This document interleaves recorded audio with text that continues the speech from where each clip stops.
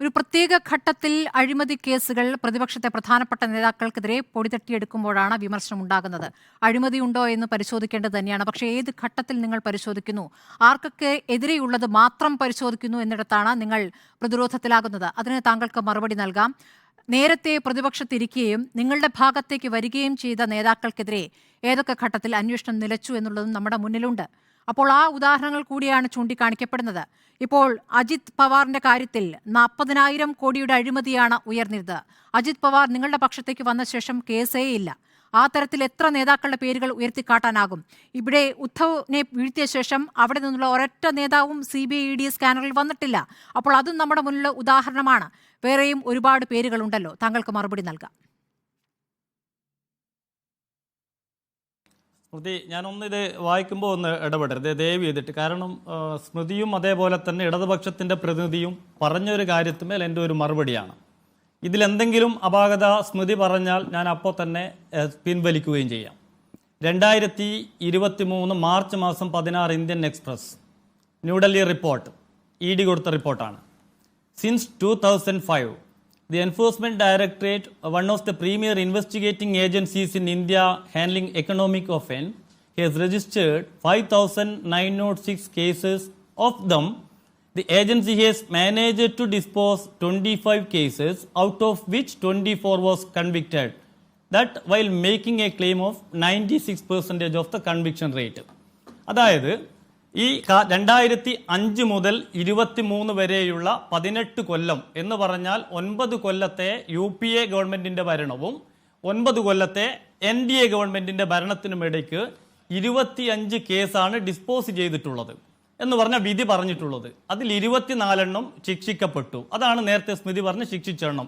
ഇതിന് എത്ര ലാഘവത്തോടു കൂടിയാണ് ഒരു ഉത്തരവാദിത്തപ്പെട്ട സംഘടനയുടെ LDFന്റെ നേതാവൊക്കെ ഇവിടെ വന്ന് 2015 മുതൽ. ഇത് തെറ്റാണെങ്കിൽ പരസ്യമായിട്ട് ഞാനത് പിൻവലിക്കാം. സ്മൃതി പറ. ഒന്നാമത്തെ മറുപടി എൻ്റെ അതാണ്. രണ്ടാമത്തത്, ഇപ്പൊ പറയുന്നു ഞങ്ങൾ വിരളി പൂണ്ടുകൊണ്ടാണ്. ഞങ്ങൾക്ക് എന്തിനാ സർ വിരളി? ഡൽഹിയിൽ ആം ആദ്മി 2019 രാജ്യത്തെ മുഴുവൻ മാധ്യമ പ്രവർത്തക സർവേ, കേരളത്തിലെ സർവേ, രാഹുൽ ഗാന്ധി പ്രധാനമന്ത്രിയാവും, BJP തകർന്നു പോവും.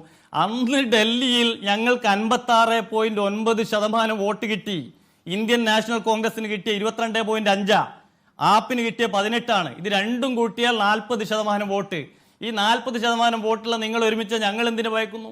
പക്ഷെ ഞങ്ങൾ ഇവിടെ ചെയ്ത ഒരു കാര്യം സ്മൃതി, ഈ കേസിന്റെ അന്വേഷണം പ്രഖ്യാപിക്കുന്നത് 2002, അതായത് 22 ജൂലൈ മാസം 31-നാണ്. അതായത് ദേശീയ പാർട്ടി പദവി ആപ്പിന് ലഭിച്ച ശേഷം, പ്രസിഡന്റ് അതിനാഴ്ചകൾക്ക് ശേഷം.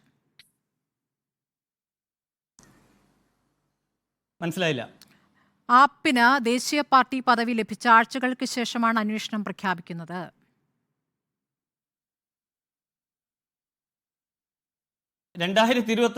ജൂൺ മാസം 3-ാം തീയതി ഡൽഹി പ്രദേശ് കോൺഗ്രസ് കമ്മിറ്റിയുടെ പ്രസിഡന്റ് ശ്രീ അനിൽകുമാർ, ഇദ്ദേഹമാണ് ഈ കേസിന്റെ സെൻട്രൽ ഗവൺമെന്റ് ഏജൻസിയുടെ അന്വേഷണവും ഒപ്പം തന്നെ കമ്മീഷണർ ഓഫ് പോലീസ് ഡൽഹിയുടെ അന്വേഷണവും ആവശ്യപ്പെട്ട് ആദ്യമായി രംഗത്തിറങ്ങിയിട്ടുള്ളത്.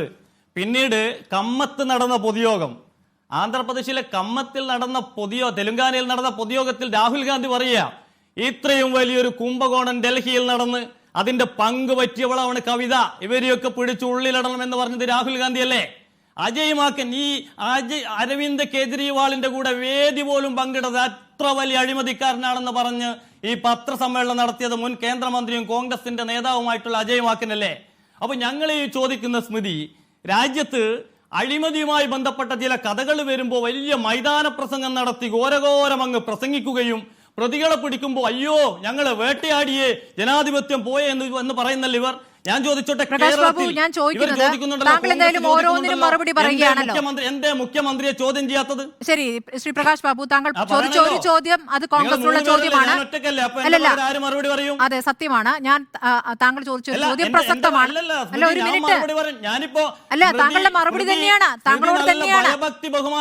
അല്ല പ്രകാശ് ബാബു, ഒന്ന് കേൾക്കൂ. താങ്കൾ ഈ പറഞ്ഞത് പ്രധാനപ്പെട്ട ഒരു മറുപടിയുണ്ട്, താങ്കളുടെ ഒരു പ്രധാനപ്പെട്ട ചോദ്യമുണ്ട്. അത് കോൺഗ്രസിനോടുള്ള ചോദ്യമാണല്ലോ. കോൺഗ്രസ് ആണല്ലോ മദ്യനയ അഴിമതി ആദ്യം ഉന്നയിച്ചത്. അതിന് അദ്ദേഹം മറുപടി പറഞ്ഞോട്ടെ. അതിനു മുമ്പ് താങ്കൾ എല്ലാത്തിനും ഓരോന്നിനും മറുപടി പറയുന്നത് കൊണ്ട് എനിക്കുള്ളൊരു ചോദ്യം, കേന്ദ്ര ഏജൻസികൾ 95% പ്രതിപക്ഷ പാർട്ടികളെ മാത്രം വേട്ടയാടുന്നത് എന്തുകൊണ്ട്? താങ്കൾ ഏതായാലും കണക്കുകൾ ഉദ്ധരിച്ചുകൊണ്ടാണല്ലോ പറയുന്നത്, അതിനൊന്ന് മറുപടി പറയൂ. 2004 മുതൽ 14 കാലഘട്ടങ്ങളിൽ ഏതെങ്കിലും ഒരു ഇപ്പറഞ്ഞ അന്ന് പ്രതിപക്ഷത്തിരിക്കുന്ന, ഇനി അതല്ലെങ്കിൽ അന്ന് പ്രതിപക്ഷം ഇല്ല, LDF-ഉം കോൺഗ്രസിൽ ഒന്നാണെങ്കിലും ഏതെങ്കിലും BJP നേതാക്കൾക്കെതിരെ അങ്ങനെയുള്ള ഒരു പരാതി 2014 തുടർച്ചയായിട്ടുള്ള നിങ്ങളുടെ 2014 മുമ്പ് ഇന്ത്യ രാജ്യമില്ലേ? ഞാൻ നിങ്ങളുടെ കാര്യമാണ് ചോദിച്ചത്. നിങ്ങൾ വന്ന ശേഷം ഇല്ല, നിങ്ങൾ വന്ന ശേഷമുള്ള കണക്കാണ്. നിങ്ങൾ അധികാരത്തിൽ വന്ന ശേഷമുള്ള കണക്കാണ്. മോദിയുടെ കാര്യം മാത്രം പറയാനല്ല. അല്ല, മോദിയുടെ കണക്ക് പറയാനില്ലേ?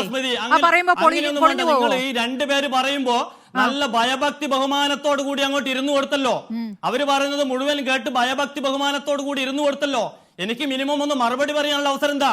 അത് മറുപടിയാണല്ലോ ചോദിക്കുന്നത്. 2004 മുതൽ 14 വരെ പ്രതിപക്ഷത്തുള്ള ആൾക്കെതിരെ കേസ് എടുത്തിട്ടില്ല എങ്കിൽ അഴിമതി നടന്നിട്ടില്ല എന്നേ ഞാൻ വിശ്വസിക്കുള്ളൂ. ഞാൻ ഇന്ത്യൻ ജുഡീഷ്യറിയിൽ വിശ്വസിക്കുന്ന ആളാണ്, ഇന്ത്യൻ ഭരണഘടനയിൽ വിശ്വസിക്കുന്ന ആളാണ്. 2004 മുതൽ 14 വരെ UPA ഭരിക്കുമ്പോ പ്രതിപക്ഷത്തിനെതിരെ കേസ് എടുത്തിട്ടില്ലെങ്കിൽ അന്ന് അഴിമതി നടന്നിട്ടില്ല എന്നേ ഞാൻ വിശ്വസിക്കുള്ളൂ. ഞാൻ ഭരണഘടനയിൽ വിശ്വസിക്കുന്ന ആളാ. 2014 മുതൽ 24 വരെ 95% പ്രതിപക്ഷ നേതാക്കൾക്കെതിരെ കേസ് എടുത്തിട്ടുണ്ടെങ്കിൽ അവർ കട്ടിട്ടാണ്, അഴിമതി നടത്തിയിട്ടാണ്. ഞാൻ ചോദിച്ചോട്ടെ, കേരളത്തിലെ മുസ്ലിം ലീഗിന്റെ നേതാവ് KM ഷാജിയെ ED ചോദ്യം ചെയ്ത BJP പരാതി കൊടുത്തോണ്ടാണോ? അഴീക്കോടുള്ള ഹയർ സെക്കൻഡറി കുംഭകോണം BJP ആണോ പരാതി കൊടുത്ത? CPM അല്ലേ? K സുധാകരനെ ED ചോദ്യം ചെയ്ത BJP പരാതി കൊടുത്തോണ്ടാണോ? കരുവന്നൂരിൽ CPM-ന്റെ നേതാവ് AC മൊയ്തീൻ മുൻ മന്ത്രി ചോദ്യം ചെയ്ത BJP പരാതി കൊടുത്തോണ്ടാണോ? ഇങ്ങനെ നിങ്ങളുടെ ഒറ്റപ്പെട്ട ചോദ്യം ചോദിച്ച് ജനങ്ങളെ തെറ്റിദ്ധരിപ്പിക്കുന്ന രീതിയിലേക്ക് പോകരുത്. നല്ല മറുപടിയാണ് കേരളത്തെ സംബന്ധിച്ച്. കേരളവുമായി ബന്ധപ്പെട്ട് പറയുമ്പോൾ നല്ല മറുപടിയാണ്. പക്ഷേ ഇന്ത്യ മഹാരാജ്യത്തെ ബാക്കി മൊത്തം കേസുകൾ എടുത്തിട്ടൊന്നും താങ്കൾ പറയില്ല. അല്ലല്ല, ഒരു കാര്യം ഞാൻ വിശദീകരിച്ചോട്ടെ സ്മൃതി.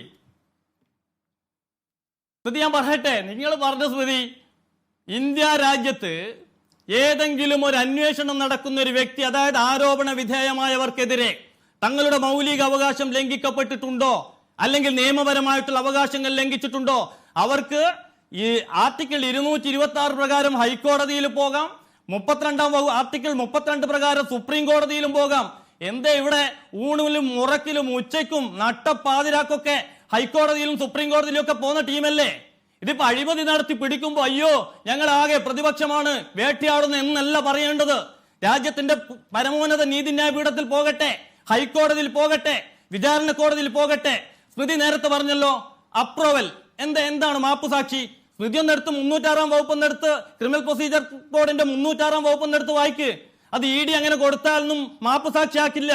306 ഓഫ് CRPC വായിച്ചാൽ അത് വായിച്ചവർക്കറിയാം, ഒരു അന്വേഷണ ഏജൻസി ഏതെങ്കിലും ഒരു കേസിൽ സംശയകരമായ രീതിയിൽ ഒരുപക്ഷെ അതിലെ ഒരു പ്രതിയെ മാപ്പുസാക്ഷി ആക്കിയാൽ കേസ് സുഗമമായി തെളിയിക്കാൻ പറ്റുമെന്നുള്ളൊരു സാഹചര്യം വരുമ്പോ അവരാണ് കോടതിയിൽ അങ്ങനെ ഇങ്ങനെയൊന്നും മാപ്പുസാക്ഷിയാക്കില്ല എന്ന് താങ്കൾ പറഞ്ഞത് ശരിയാണ്.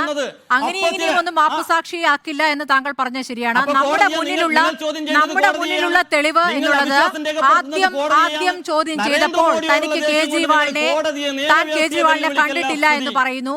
ജയിൽവാസത്തിനു ശേഷം അദ്ദേഹം കേജ്രിവാളിനെ കണ്ടു എന്ന് പറയുന്നു. പിന്നീട് മാപ്പുസാക്ഷിയാകുന്നു. പിന്നീട് ഇലക്ട്രൽ ബോണ്ട് വഴി 59 കോടി BJPക്ക് നൽകുന്നു. ഇതാണ് നമ്മുടെ മുന്നിലുള്ള യാഥാർത്ഥ്യം.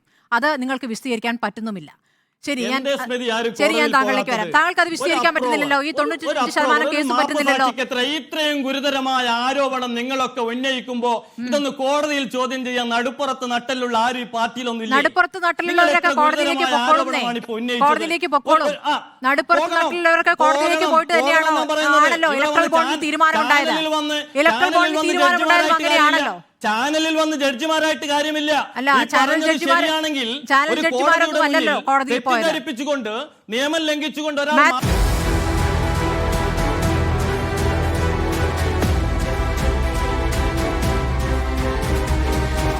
ഡിബേറ്റ് വിത്ത് സ്മൃതി പരുത്തിക്കാട്.